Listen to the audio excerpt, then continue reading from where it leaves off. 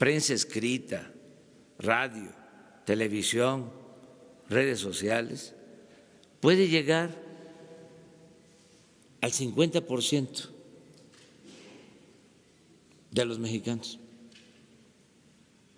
Entonces, si a eso se le agrega de que había un control casi absoluto de los medios, con honrosas excepciones, para que nadie se vaya a sentir, pues eso impedía que la gente tomara conciencia, aunque la verdad siempre se abre paso y llega hasta el último rincón. Pero en eso estábamos cuando aparecen, irrumpen las redes sociales. Y no quiere decir pues que sea total, porque seguimos teniendo limitantes. Solo la mitad de la población tiene acceso al Internet y territorialmente, lo hemos dicho aquí en otras ocasiones, solo el 75% del territorio tiene comunicación por telefonía celular. Perdón, el 25%, el 75% no tiene. Es un gran atraso. Entonces, ahora hay más información, no hace falta estar aclarando mucho porque la misma gente aclara en las redes. Es tan avanzado el sistema de comunicación actual que ya no hace falta mandar una réplica a un periódico. Ya desde aquí yo puedo decir si hay algo, ¿no?, que deba contestar. Aquí ejerzo mi derecho de réplica.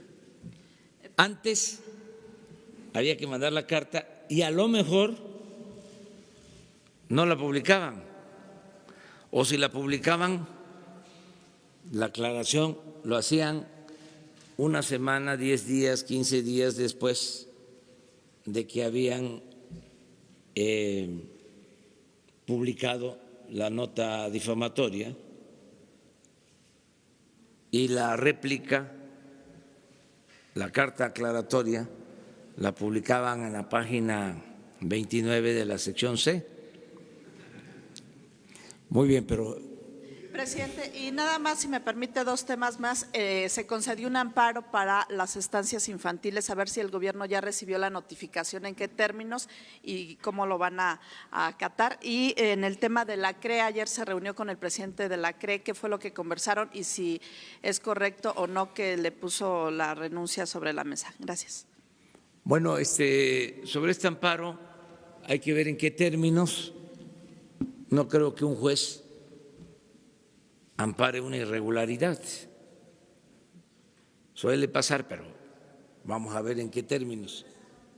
No, que yo sepa, pero vamos a cumplir con lo que nos pidan las autoridades judiciales. El caso de las estancias infantiles, como se les va a dar a conocer, ya se ha informado, pero lo vamos a hacer con precisión,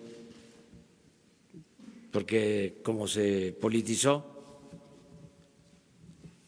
como lo tomó de bandera un partido, pues vale la pena aclararlo bien. Yo les comentaba que en un informe que dio a conocer el DIF de la pasada administración, en el informe, que yo no sé si se los entregaron, pues hoy se los entregamos. En el informe del DIF de 10 estancias infantiles, 7 irregulares. Y lo recuerdo porque ponen colores: rojo, amarillo, verde. Y de las 10, 3 con verde, 4 con amarillo y 3 con rojo. ¿Esto qué significa?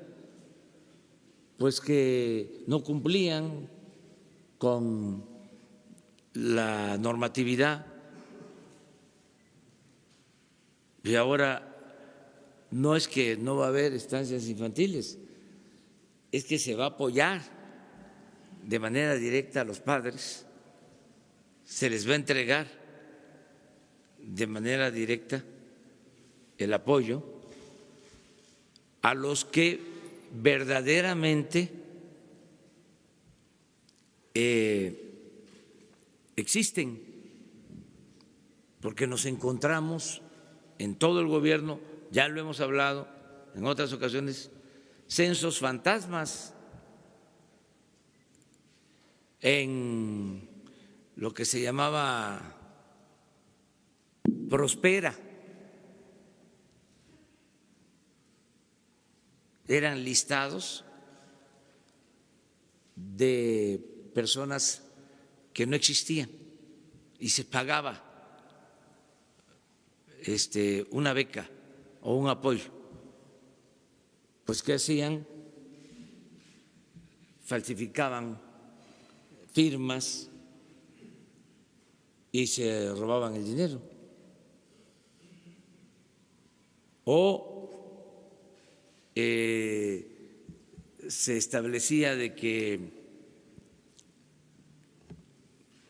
debían recibir 1,000 pesos y les daban 250. Pero tenemos todas las pruebas. Por eso fue la decisión: ni un centavo a intermediarios, ni a organizaciones sociales, ni a organizaciones filantrópicas, ni a organizaciones de la llamada sociedad civil. Esto que se vio aquí, se ventiló, algunos de ustedes dio a conocer de cuánto entregaba el gobierno a las organizaciones civiles. Eso ya no se termina. Claro que les molesta mucho, pero ¿qué hacemos? Era mucho dinero el que se fugaba de esa forma. Vamos a seguir. Estuve con el presidente de la CRE. El antecedente es de que él solicitó una audiencia, se le concedió, lo vi ayer. Lo que le expresé es de que nosotros no perseguimos a nadie, que no somos vengativos, que no vamos a utilizar el poder para cometer injusticias, que no vamos a llevar a cabo ningún acto arbitrario. Pero al mismo tiempo le dije de que tampoco podemos encubrir. Yo hablo de complicidad, pero ya un abogado me aclaró que la palabra adecuada, el término adecuado, el concepto que debo usar es encubrimiento, que no debo de encubrir a nadie, no es ser cómplice. Lo que procede es decir, no puedo encubrir a nadie. Y yo les dije a ustedes que hay un criterio que aplico desde hace mucho tiempo. Si alguien me presenta a mí una denuncia por un presunto acto de corrupción, yo tengo que decirle a quien me está presentando la denuncia, para no convertirme en encubridor, en que proceda legalmente y que presente la denuncia ante la autoridad que corresponda. Porque si yo me quedo callado o le digo, no conviene, no te metas, incluso si lo omito, me estoy convirtiendo en encubridor y pierdo autoridad. Porque se empieza a perder autoridad con los mismos servidores públicos que dependen de uno. Al momento de que un servidor público va y lleva un expediente y yo me quedo callado o le digo, espérate, esto no conviene, pues entonces el servidor público dice, pues resulta que no es honesto, resulta de que hay sus excepciones, o sea que se mide con distintas varas y ya no hay autoridad. Entonces, lo que le dije ayer fue eso. Hay denuncias por presunto delito de conflicto de intereses. Las denuncias van a seguir su curso, pero eso no significa que haya persecución y mucho menos que ya como si fuese un juicio sumario ya se le condene de que él es responsable. En un Estado de Derecho el ciudadano tiene toda la posibilidad de defenderse y no solo es un asunto jurídico, es un asunto también de la dignidad de las personas. Entonces, eso lo tenemos que garantizar. En esos términos fue que hablamos y no hubo ningún problema. Claro que él es inocente, que él ha hecho su trabajo. Por otro lado, hay elementos, yo no sé si de prueba, pero hay testimonios en donde sí existe una vinculación de familiares en actividades que tienen que ver con esta comisión. Entonces, ¿quién lo va a resolver? Pues la autoridad competente y ya. No, o sea, yo no traté ese tema. Cuando él planteó eso, le dije, no, yo no quiero eso. No, es que él dijo, si usted quiere, ¿sí? Le dije, eso ni lo plantees, porque era como antes. A ver, aquí tengo tu expediente y fírmale. ¿Cómo era antes? No somos lo mismo. No, él en el plan de que ya consideraba que podía dedicarse a otras cosas, a la academia, sí. Le digo, no, pero yo no te estoy planteando lo de la renuncia, porque si no, imagínense cómo quedo. Es lo mismo, o sea, yo tengo que cuidar todo eso. ¿Saben qué hacían antes? Presidente, él a usted sí le planteó la en el renuncia. autoritarismo, ¿sí? Decía, mira, jalaban de un cajón el expediente, fírmale. No somos iguales, yo no puedo hacer eso. O sea, ni en público ni en privado, yo soy un hombre con principios y la honestidad es lo que estimo más importante en mi vida. Entonces, cuando él me plantea esa, digo, no, esa es una decisión tuya, libre. Yo no voy, ¿sí?, a estar planteándote estas cosas. O sea, ¿cómo? A veces no se entienden, pero así son. Bueno, ustedes tres, para irnos, quedamos en el centro, ¿no? Presidente, buenos días.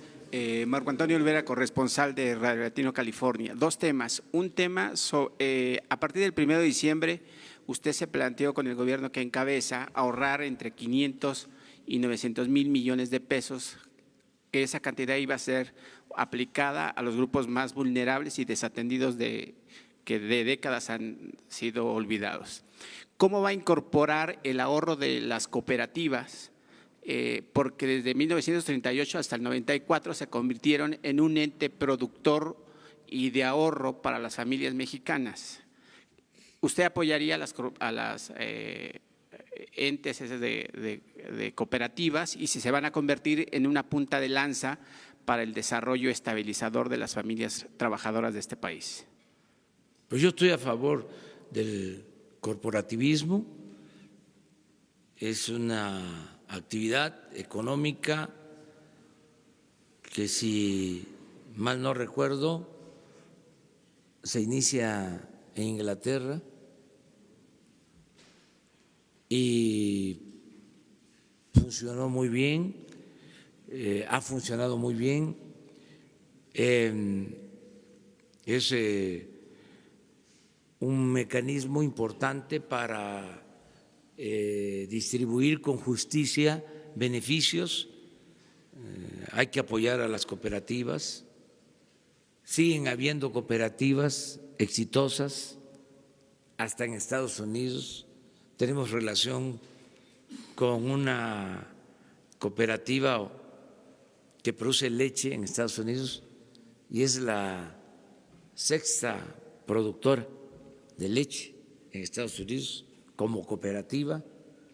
Aquí tenemos relación muy buena con la cooperativa Pascual y desde luego estamos en comunicación y apoyando a cooperativistas pesqueros. Y como todo, hay buenas cooperativas y hay cooperativas que requieren de una revisión. Por ejemplo, eran muy exitosas las cooperativas escolares y ahora hay que revisarlas. También respetando la autonomía de las escuelas. Pero este es un tema, ¿no?, que en su momento habrá que atender, cómo funcionan las cooperativas, sobre todo qué venden las cooperativas, si son productos nutritivos, si no son productos chatarra. Son temas, pero nosotros sí apoyamos al cooperativismo. La segunda pregunta, ¿cuál es la directriz que tendrá el Servicio Exterior mexicano? Porque yo tengo tres ejemplos.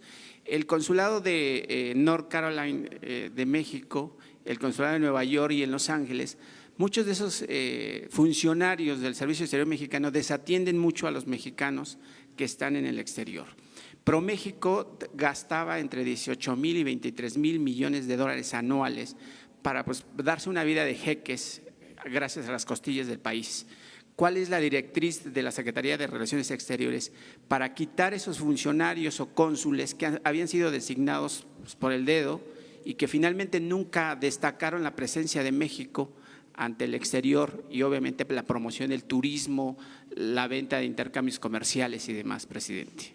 Pues a mí me da mucho gusto la forma como pregunta, porque está muy informado y además coincido.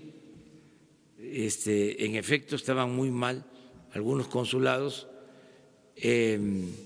muchos recomendados políticos que no atendían a nuestros paisanos, a migrantes. Mañana viene a informarles, porque lo acordamos, el secretario de Relaciones Exteriores, Marcelo Ebrard, sobre la política de nuestro país, del gobierno, para apoyar a nuestros paisanos migrantes, los que por necesidad viven y trabajan en Estados Unidos, que son 24 millones de mexicanos. Entonces mañana Marcelo les va a exponer y va a contestar tu pregunta. Y una última pregunta, ¿qué reflexión le merece el hecho de que la zona del Bajío vaya a crear su propio ProMéxico luego de que se les cortó la llave para que ya no sigan gastándose la lana estos Están señores? en su derecho de hacerlo, pero no creo que sea realista, porque se mantenían oficinas muy costosas y lo mismo, puro recomendado, puro junior, que se iban al extranjero a vivir a costillas del erario, puro fifí, con todo respeto, y supuestamente a promover a México. 60 oficinas de ProMéxico. Todos esto no les ha gustado, pero ¿qué hacemos? Ahora van a ser las embajadas, los consulados, los que tienen que hacer la promoción, y la verdad que la mejor promoción es que haya seguridad en el país, que México se conozca en el extranjero por su desarrollo con bienestar, su paz social, la seriedad de su gobierno. Eso es lo más importante para la promoción turística y eso es lo que se está haciendo ahora. Y no se puede ocultar el sol con un dedo. O sea, ¿cómo se va a promover el turismo si no tenemos paz y tranquilidad en el país? Entonces, pues, tenemos que cambiar eso y que ya no haya corrupción como la que existía, ¿sí? Se dedicaban a saquear, todo era puro negocio. Ahora ni siquiera se atreven, porque en una de estas, como estoy aplicando, como dije, el criterio de no quedarme callado, si me hacen una proposición indecorosa, los acuso aquí vinieron a decirme esto. Entonces, ya nadie hace esas proposiciones, ya es otra cosa, y es todos aportarnos bien. Y van a ver cómo va a lograrse el renacimiento del país. Es que todo era ficticio. Por eso, con todo respeto a los analistas, a los expertos, pues los llamo a que revisen los datos, porque se puede estar diciendo de que la inversión en Pemex es de 10,000 millones de dólares y que el año pasado era de 8,000, pero que solo crece 2,000 millones y que eso no es suficiente. Sí, nada más que los 8,000 del año pasado se convertían cuando mucho en 4, porque se clavaban el dinero, se robaban el dinero. Entonces, si se van a los datos, pues no van a poder tener un buen diagnóstico. Ahora son otros tiempos, es lo único que les pedimos. Ayer yo les comentaba, o antier, de lo del tren de Toluca a la Ciudad de México, y les decía yo que nos iba a costar alrededor de 15,000 millones terminarlo. Ayer mismo tuve la reunión sobre el tren y para terminarlo vamos a necesitar no 15,000, 25,000.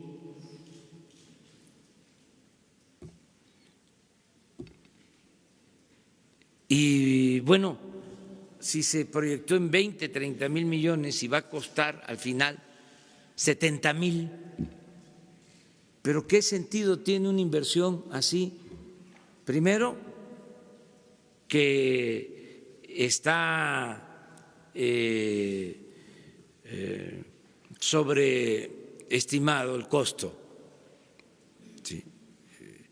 Y al final es una obra que está parada, que no sirve, que no tiene ninguna utilidad. Entonces, yo tengo mucha confianza que sin corrupción va a salir el país adelante. Ayer que me preguntaste de lo del camino de Sonora, hablé después con el ingeniero Cedri y ya me aseguró que hasta Santana termina en abril y a Nogales en mayo.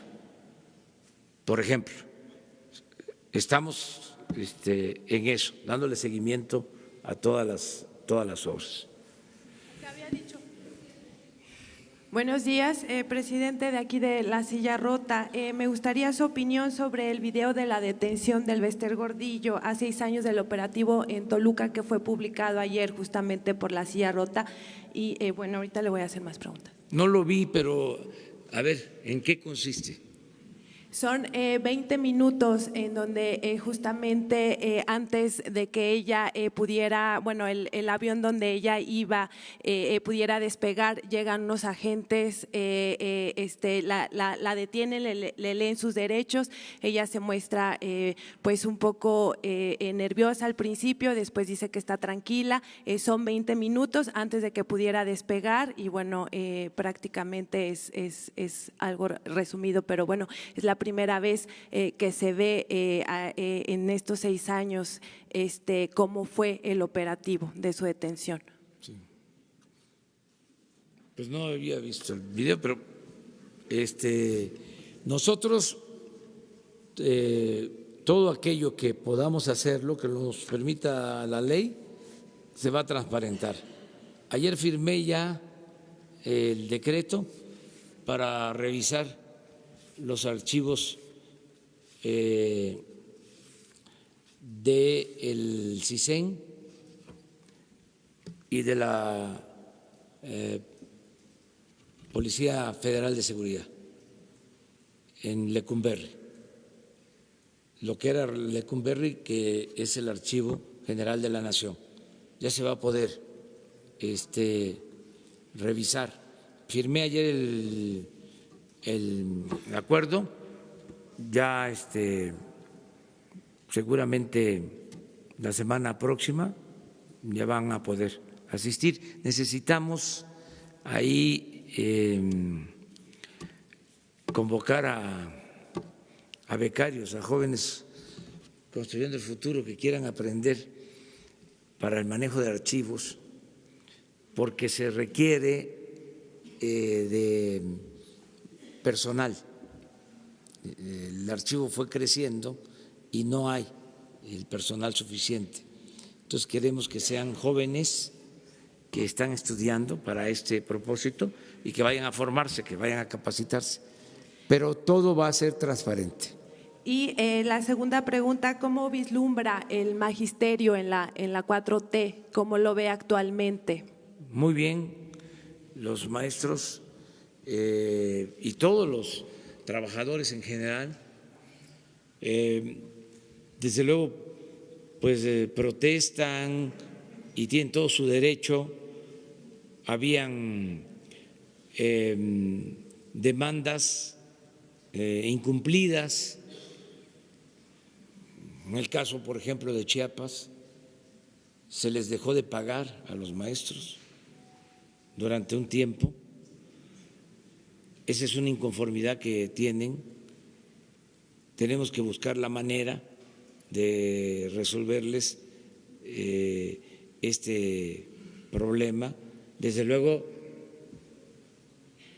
con la comprensión de que lo vamos a ir haciendo poco a poco, pero con la seguridad también de que se les van a cumplir sus demandas. Han revisado la iniciativa de reforma para cancelar la mal llamada reforma educativa, tienen toda la libertad para hacerlo. Estamos buscando también que sean atendidos los trabajadores y sean atendidos también los empresarios, los patrones, que haya conciliación, porque hay negociaciones salariales que se están llevando a cabo como sucede siempre, y queremos garantizar un ambiente de libertades y de conciliación, no imponer nada, sino actuar como jueces rectos y dar la razón a quien la tiene. ¿Qué está sucediendo? Pues que se triunfó y en el caso de los trabajadores, aclarándolo, con el apoyo de los empresarios, se logró un aumento al salario mínimo del 16%, que nunca se había dado en el periodo neoliberal, en 36 años. Hubieron años del periodo neoliberal en que el aumento al salario mínimo se dio por abajo de la inflación, una gran injusticia. Entonces, de repente aumenta 16% el salario mínimo y entonces en los acuerdos o contratos con las empresas, pues muchos trabajadores dicen queremos aumentos de esa magnitud. claro que hay que mejorar los salarios, pero hay que ver también las condiciones económicas de las empresas para mantener los centros de trabajo. O sea, como lo he dicho siempre, no pensar que de un día para otro, de la noche a la mañana, pues vamos a lograr recuperar todo lo que se perdió en el periodo neoliberal, porque se perdió mucho del poder adquisitivo del salario. Se perdieron como el 75% del poder de compra del salario, básicamente el salario mínimo. Entonces, es un proceso que nunca más los aumentos salariales, eso sí, se tiene que garantizar por ley, por justicia, se den abajo de la inflación, como llegó a suceder en el periodo neoliberal. Entonces, en esa negociación de salario, allá estamos ayudando en un afán de conciliación, de que se llegue a acuerdos, es parte de nuestro trabajo. Señor, nada más por último, ¿considera inminente el regreso del Bester Gordillo a la política mexicana? No sé, todos los mexicanos somos libres, todos, y a nadie se le va a limitar su derecho de participar. A nadie se le van a limitar sus libertades, pero pues cada quien debe de actuar en función de su responsabilidad social, pero nosotros no vamos a decirle a nadie que no participe o que no ejerza sus libertades. Presidente, buenos días. Agustín Velasco de UNO TV, presidente. Adelante. De este lado. Yo tengo 3 preguntas. ¿Nos puede adelantar un poco acerca de este decreto que firmó ayer para abrir los archivos? ¿Qué fue lo que se encontró y que le llamó la atención, por lo menos en su caso, en todos estos años que fue investigado? ¿Nos puede adelantar algo? No, lo que nos encontramos fue lo que les platiqué, que un día de diciembre vino el recién nombrado director del Archivo General de la Nación a decirme que no podía entrar, siendo director del Archivo General de la Nación, a un apartado, a unas galeras que estaban vigiladas por el CISEN, que ya no existía. Y entonces me llamó la atención y se fue allá y se encontró que eran los expedientes políticos que estaban reservados. Se retiró el personal del CISEN y llegamos a el acuerdo de que se abrieran los expedientes. La segunda, ¿vio el video de una balacera que se registró en Guanajuato que se atribuye a este cártel de Santa Rosa, en el que unos sicarios llegan a una vulcanizadora y ejecutan a varias personas que estaban en ese lugar?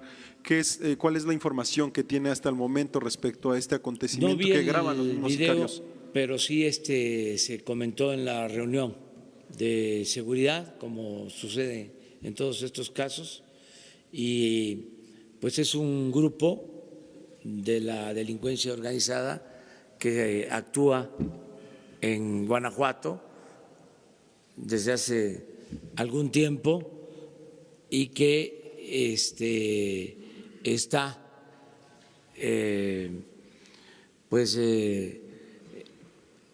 infundiendo y violando la ley, derechos humanos, dañando a las personas, a los ciudadanos, y por eso es que estamos trabajando para que funcione la Guardia Nacional, para que todas estas cosas se puedan evitar, que no sucedan, que no haya violencia.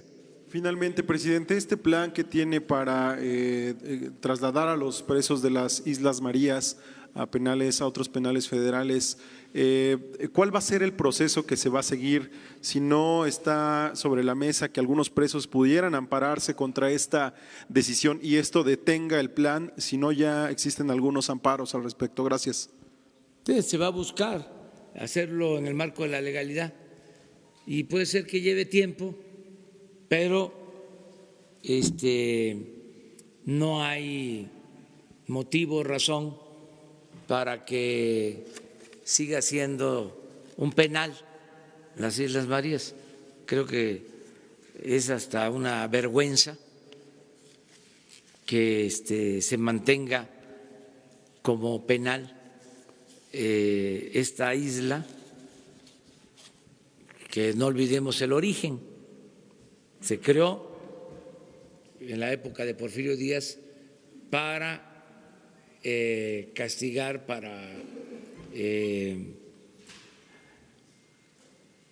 encarcelar a opositores al régimen. No tengo información sobre eso, no tengo información, pero en el caso que hubiesen, seguimos el procedimiento judicial. Además, el Poder Judicial tiene que procurar que la justicia sea expedita,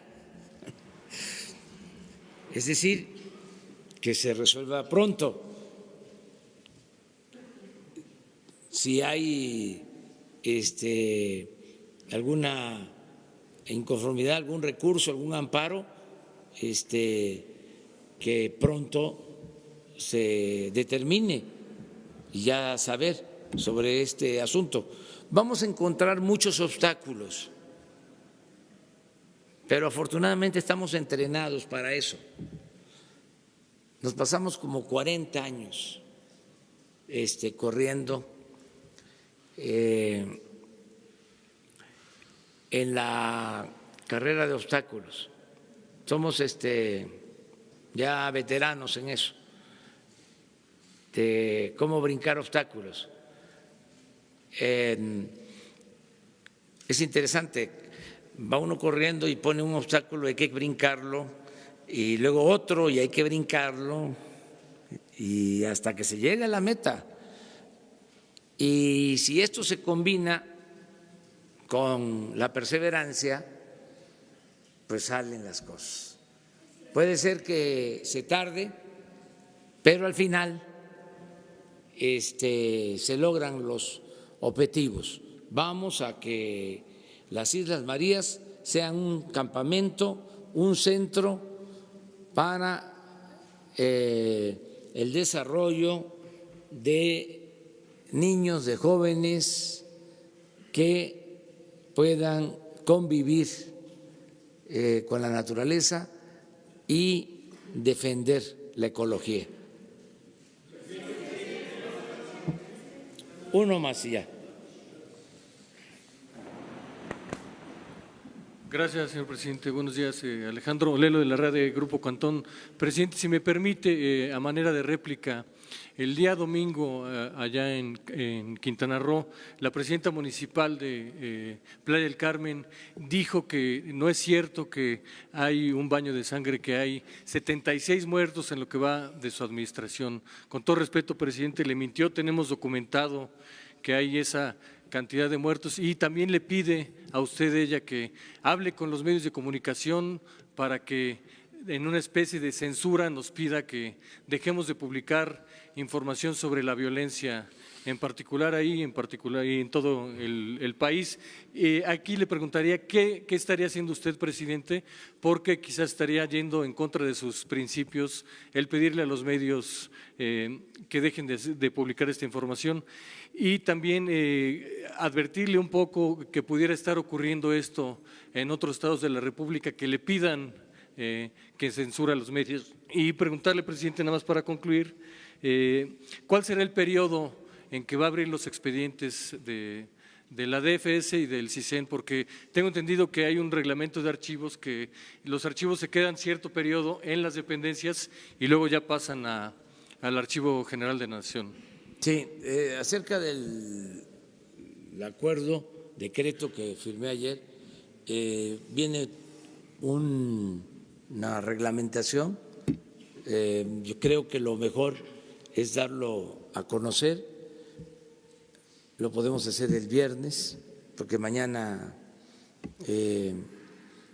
es lo de Marcelo Ebrard y el viernes hablamos sobre el tema. Les adelanto también una cosa que es interesante. No todo lo que se dice ahí es cierto.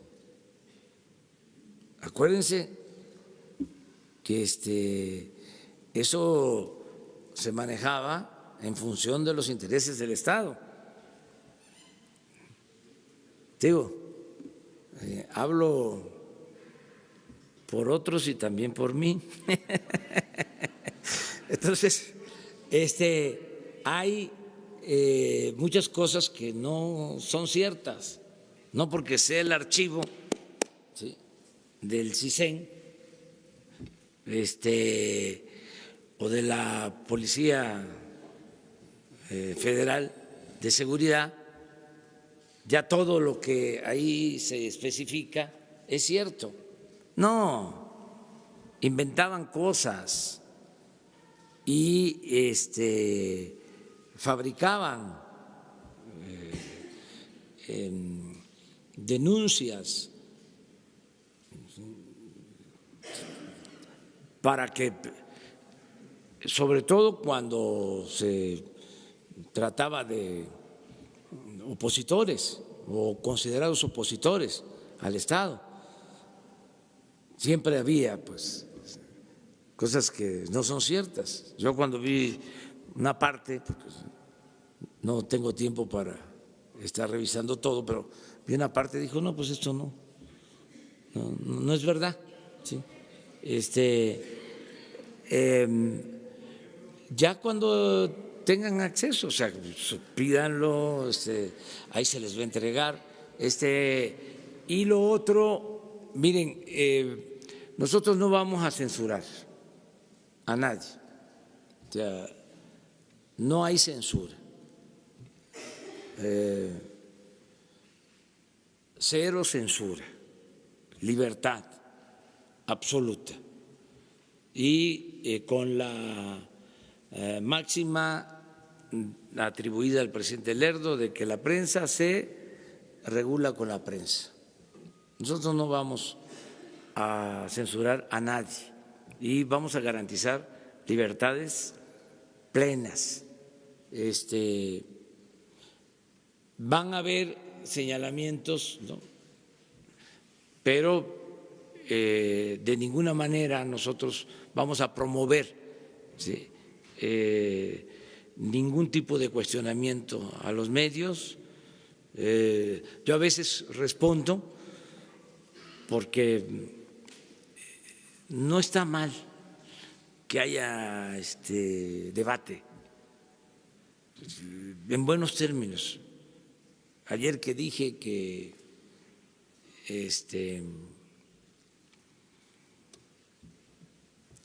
los que se agrupaban, ¿no?, eran ternuritas, ¿sí? Pues es una expresión. ellos se lanzan fuerte a veces también. Entonces decirles ternurita no es ningún problema, o sea, cariñito, cariñito. ¿Y qué le diría a gente de su movimiento como Laura Beristain, que abiertamente le mienten queriendo ocultar una crisis de inseguridad en un municipio, en un destino tan importante para el turismo? Que todo mundo busque la conciliación y el diálogo y que se hable y que si hay debate que sea respetuoso. Por ejemplo, ayer leía yo que Krause, hablando de nuestro gobierno y de manera respetuosa, decía que se combata la corrupción y que haya democracia, pero que se respeten las libertades. Pues es correcto. Y decía Krause una frase que es bien conocida, casi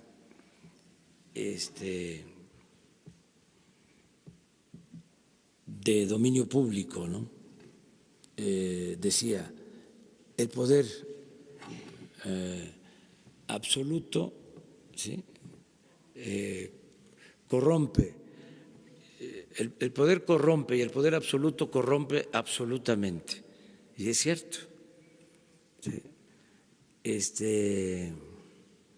como un lugar común la frase. Pero hay otra frase que a mí me gusta mucho, que tiene que ver con el poder, o dos que se combinan. Una es, el poder atonta a los inteligentes y a los tontos los vuelve locos. ¿Y cuál es la respuesta a esa frase? Para no volvernos locos, para no levitar,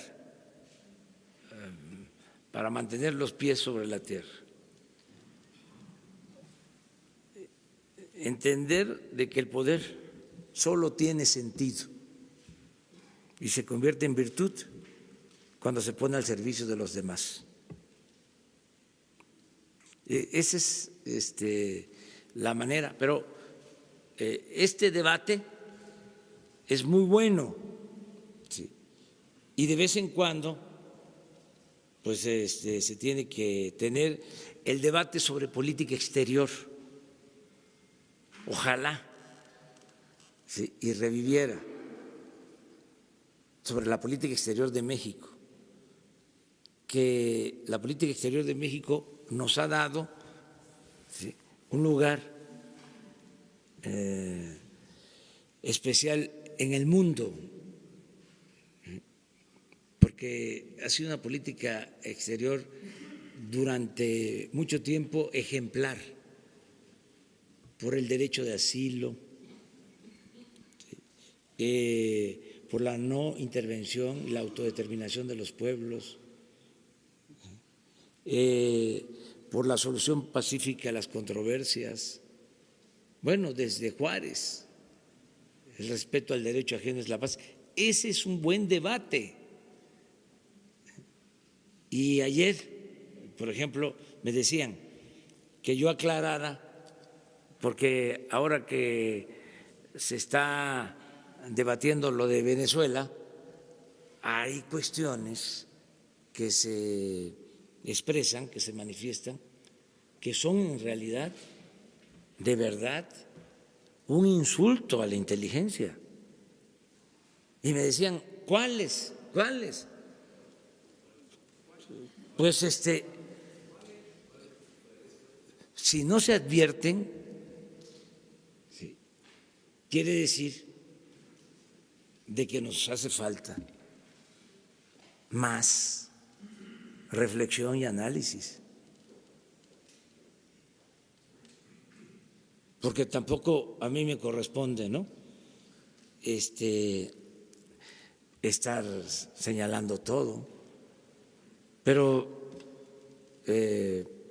los ciudadanos, los mexicanos están muy informados, decía yo, ya no se comen todo lo que les ofrecen, ¿sí? Pero nosotros tenemos que resolver con más criterio todo. Pues es que hay cosas de veras que se dejan pasar y que tienen que ver con el avance de una especie de colonialismo ideológico, cultural, ¿sí? Que nos impide pensar con libertad y actuar con criterio propio. Nos imponen muchas cosas. La política neoliberal no solo impuso un modelo económico, todo esto que crearon sobre la panacea de las privatizaciones, cómo nadie fue al diccionario a ver qué significaba privatizar. Y es trasladar, convertir lo público en privado. O lo de la educación, la mal llamada reforma educativa, perseguir a los maestros, evaluar a los maestros. ¿Y quién evaluaba al presidente y a los diputados y a los senadores y a los empresarios y a los traficantes de influencia? ¿Y por qué tanta hazaña en contra del magisterio?